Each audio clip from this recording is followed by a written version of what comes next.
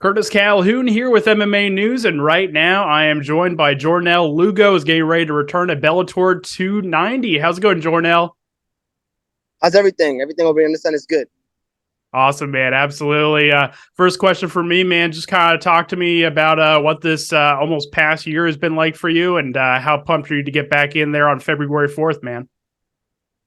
This past year, there's been a lot of revamping of my style, a lot of learning, asking questions. Really had to go in there and make adjustments after my last fight. The way I lost was alarming. It showed me a lot. Hey, look, you got to really make some changes and switch up your paradigm on how you look at things. And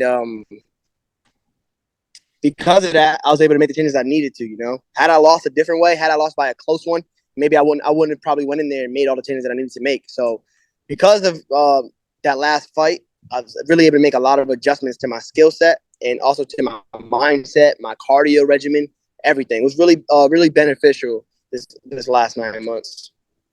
Absolutely, man. I was about to ask you about that too. Like, do you feel like, because a lot of fighters, when they experience that first loss, obviously there's a reflection period in terms of what you did wrong, but you also implement a lot of changes too, right? So, do you feel like, in a way, like this loss allowed you to kind of look at what you're doing in and out of the cage and your mindset, like you mentioned, to learn about yourself and learning about what you're doing wrong?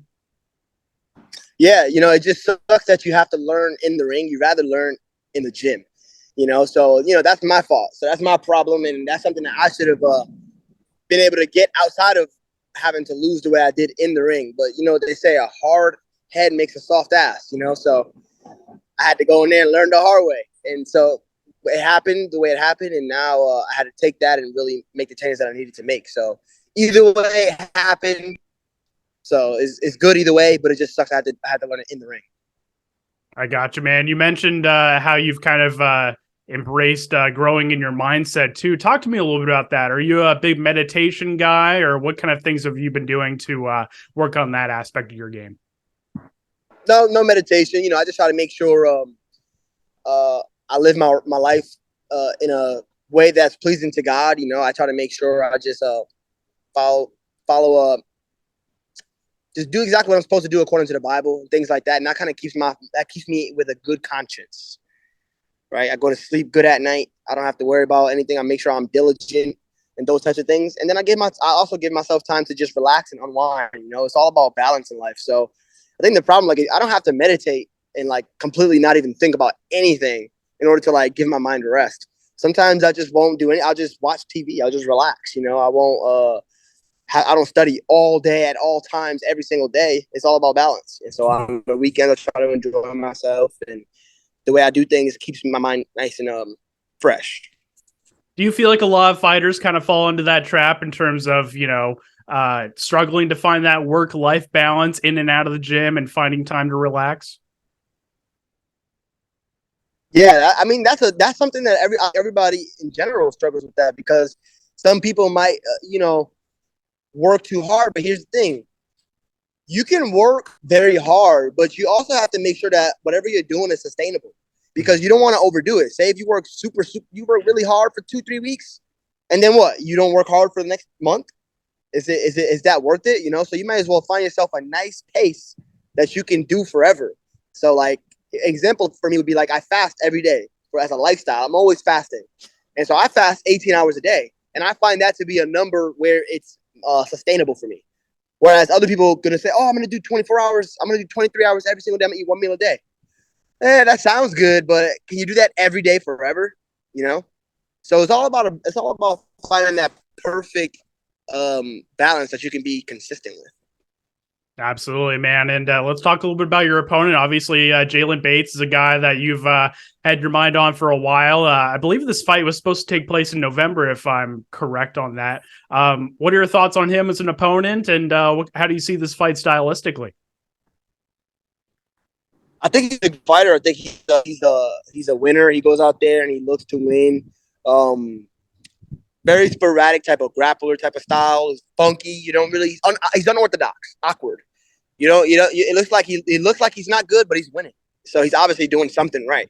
So I just think stylistically, I just got to go in there and I got to make sure that my skills can shut all that down, shut all the funkiness down, and use my experience to my advantage and go in there and just dominate him and don't let him really get footing, don't let him get his timing going and just go in there and 3 rounds, grind it out, make sure I shut him down. Where do you feel like a win over a guy like Bates puts you in terms of the bantamweight division, right? Because I feel like top 10, I mean, those guys are, I mean, it's a stacked division overall, that 135-pound division. So where do you kind of see yourself in terms of the roadmap this year, in terms of working your way back up in the bantamweight division? I thought back when I was in when I was in the top 10, I thought it was a little premature anyways. So at this point, I think a win over him gives me some good respect because he's a solid opponent, undefeated opponent. And then maybe one more win outside of the rankings. And then after that, then we can start talking about fighting somebody else in the rankings and start working my way back up there, So I think this year is going to be a good year to put me back in the rankings. 2 more unranked, and then maybe one after that, I get back in the rankings and start looking to make my title run. I love it, man. Well, hey, obviously we have a big bantamweight fight coming up with the Grand Prix final between Patchy Mix, Raufeon Stots. How do you see that playing out? I think initially I thought like I had Stots. Like I think Stots is gonna win that. I feel like his style is really good stylistically for Patchy. But then I started realizing maybe sometimes he can show up and go for unnecessary shots, go for things that might not be necessary. And I feel like if you do something that's unnecessary with Patchy, that could be the last thing you do unnecessary, because Patchy's dangerous, man, and he's putting the best people away. He puts videos online of him just subbing people left and right.